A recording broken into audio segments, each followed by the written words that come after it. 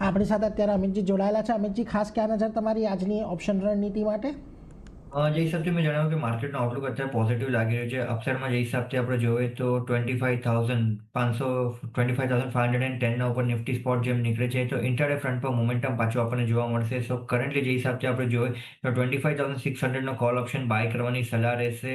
92ના level પર અપસાઇડમાં 160ના target રહેશે, down સાઇડમાં 50નો સ્ટોપ લોસ રહેશે. જે હિસાબથી આપણે જોઈએ ડેટા હિસાબથી લાગે છે કંઈ નથી, જેમ નિફ્ટી 25,600ના ઉપર નીકળે છે તો જે ગઈકાલના સેશનમાં આપણને કોલ રાઇટર્સની પોઝિશન જે એડિશન થતા પણ જોવા મળી છે 25,500થી 25,800 રેન્જમાં, એમાં એક લિક્વિડેશન થતા પણ જોવા મળી શકે છે. સો 25,600નું રેન્જ બહુ જ જરૂરી છે.